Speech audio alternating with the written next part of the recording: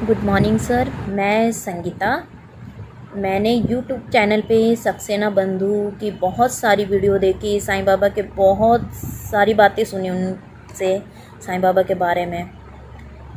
तो मेरी भी लाइफ में साईं बाबा के बहुत चमत्कार हुए। मैंने बहुत मिरेकल देखे साईं बाबा के। तो मैं भी साईं बाबा की एक भक्त हूँ, साईं बाबा की बहुत बड़ी भक्त हूँ। मैं बाबा जी को बहुत मानती हूँ। साईं बाबा की एक चिड़िया लगा लो। कहते हैं ना, साईं बाबा को जिसको अपने पास बुलाना है, साईं बाबा उसको अपनी पास बुला लेते हैं। तो मेरी भी लाइफ में ऐसे ही साईं बाबा के बहुत चमत्कार हुए। तो मैं भी एक चमत्कार मिरेकल बताती हूँ अपनी लाइफ में, जो साईं बाबा का जो है। तो बात है उन दिनों की जब मेरे पापा रिटायर हो रहे थे, और मेरे पापा है जो वो बॉम्बे में रहते हैं और मैं चंडीगढ़ में रहती हूँ। तो मेरे पापा रिटायर हो रहे थे, तो मुझे पापा की रिटायरमेंट पे बॉम्बे जाना था, क्योंकि वहाँ पे मेरे सारे भाई बहन सब आने वाले थे। तो मैंने वहाँ जाना था। तो मेरे हस्बैंड, हमने टिकट करवा ली थी महीना पहले। तो मेरे हस्बैंड ने बोला, देखो हमारी ट्रेन कल की है, और एक काम करते, आज है ना, हम चंडीगढ़ से आज ही निकल लेते हैं, और जो ये मेरी बहन के घर, मतलब मेरी ननंद के घर, हस्बैंड की बहन के घर, आज रात को हम रुक जाते हैं और कल हम करनाल से ट्रेन पकड़ लेंगे बॉम्बे की। तो मैंने बोला ठीक है। तो हम ठीक है, ननंद के घर चले गए। रात को हम वहाँ पे रुक गए एक रात। दूसरे दिन जो ये हस्बैंड ने बोला कि हमारी ट्रेन 4:30 बजे की है, तो चलो हम 4 बजे घर से निकलेंगे। मैंने बोला ठीक है। तो हम 4 बजे निकल लिए। हमारी ट्रेन थी दोपहर में कम से कम 1, 1:30, 2 बजे की, और हम घर से निकले 4 बजे। तो जब हम घर से निकले वहाँ से, करनाल से, तो हम स्टेशन पे बैठे, हम कर रहे ट्रेन का वेट कि हमारी ट्रेन आएगी। तो काफ़ी टाइम हो गया, ट्रेन आई नहीं। तो हमने किसी से पूछा कि भैया, बॉम्बे जो ट्रेन जानी थी, क्या वो जा चुकी है या अभी आने वाली है? तो जो उन्होंने मुझे बताया, जो जिससे हमने पूछा, उसने बोला कि बॉम्बे की ट्रेन तो जा चुकी है। तो हमने बोला अब क्या करें? तो मेरे हस्बैंड ने बोला कि देख, अगर अब ट्रेन जा चुकी है, अब तू एक काम कर, घर वापस चल ले चंडीगढ़। तो मैंने बोला नहीं, मैं चंडीगढ़ वापस नहीं जाऊंगी, क्योंकि मेरे पापा रिटायर हो रहे हैं, वहाँ पे सभी भाई बहन इकट्ठे होंगे और मुझे बॉम्बे जाना ही जाना है। तो मैंने बोला हम यहाँ से कोई भी ट्रेन ले लेते, और हम दिल्ली में उतर के हम वहाँ से कोई दूसरी ट्रेन पकड़ लेंगे जो बॉम्बे जाती हो, और हम वहाँ पे टीटी को एक्स्ट्रा पैसे दे के सीट ले लेंगे। तो मैं अपनी ज़िद पे, अब हम बैठ गए करनाल से ट्रेन में। तो जब हम ट्रेन में बैठे, तो जैसे ही हम ट्रेन में बैठे करनाल से, तो 10 मिनट बाद ही एक आदमी हमारे सामने आके बैठ गया। तो उसने मुझसे पूछा कि क्या बात है मैडम, बड़े टेंशन में लग रहे हो? तो मैंने बोला कि भैया, हमारी ना ट्रेन छूट गई। तो उस आदमी ने मुझे बोला कि कोई बात नहीं मैडम, टेंशन मत लो, आपकी ट्रेन मिल जाएगी। तो मैंने बोला कि भैया, आपके कहने से ट्रेन थोड़ी मिल जाएगी, मेरी वो तो जा चुकी है। तो कह रहा कोई बात नहीं, आप टेंशन मत लो। तो उसने मुझे ऐसे बोला। फिर उसने मेरे हस्बैंड से पूछा कि भाई क्या बात हो गई, कैसे ट्रेन छूट गई? तो मेरे हस्बैंड ने बताया कि यार ट्रेन थी 4:30 बजे की, और हमें लगा हमारी ट्रेन शाम की है, और हमारी ट्रेन थी 2, 2:30 बजे की। तो उस आदमी ने बोला अच्छा। तो मैंने बोला कि भैया, क्या आप कुछ कर सकते हो? तो वो आदमी ने बोला कोई बात नहीं, मैं मोबाइल में देखता हूँ, और आपकी ट्रेन कहाँ है कहाँ नहीं है अभी मैं पता करके बताता हूँ लोकेशन से। तो हमारी बातें सुन के जब मैंने उस आदमी को बोला ट्रेन जा चुकी है, तो वो आदमी बड़ा टेंशन में कि भाई हमारी ट्रेन जा चुकी।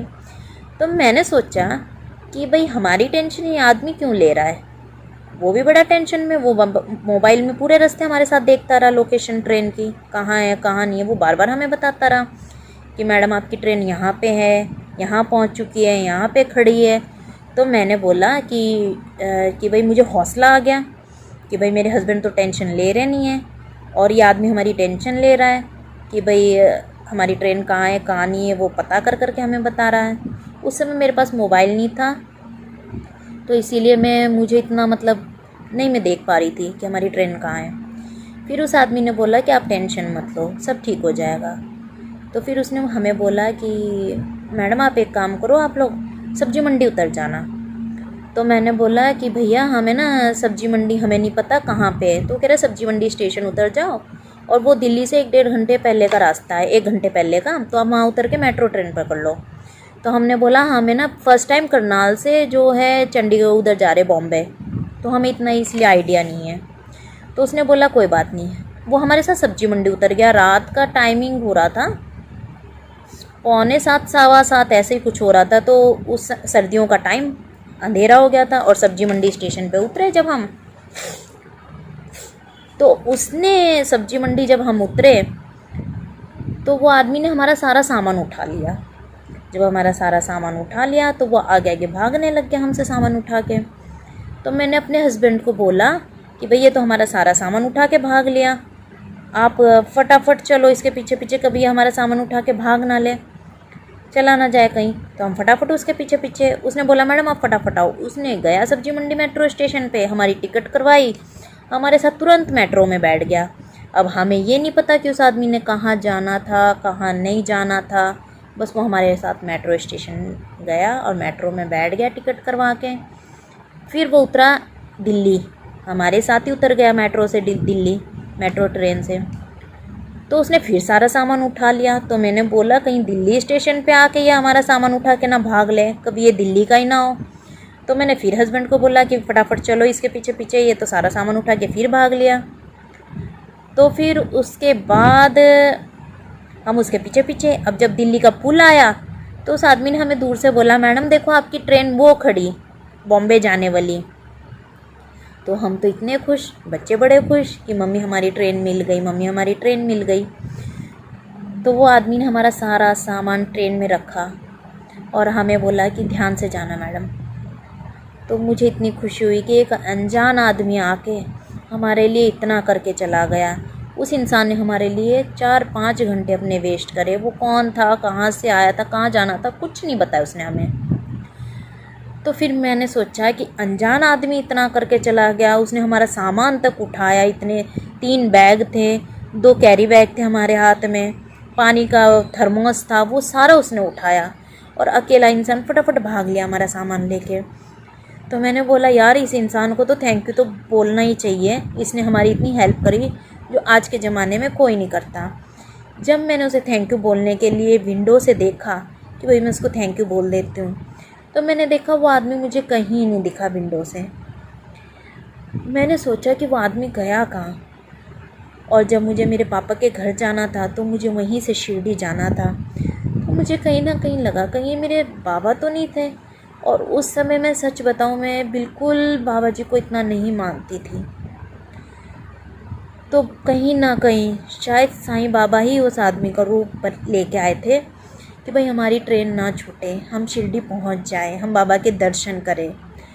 तो तब से मैं बाबा जी को बहुत बहुत बहुत मानती हूँ कि साईं बाबा उस रूप में आए, उस आदमी के रूप में आके उसने हमारी हेल्प करी।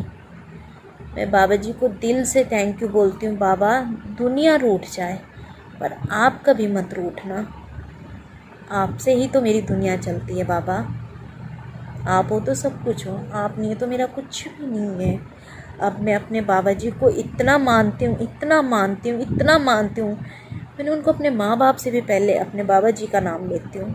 माँ बाप से पहले मैं उनको याद करती हूँ। माँ बाप भी मुझे छोड़ दे, भाई बहन सब छोड़ दे, पर मेरे बाबा मुझे कभी ना छोड़े। थैंक यू बाबा, लव यू बाबा। ओम साईं राम, जय साईं राम, जय बाबा।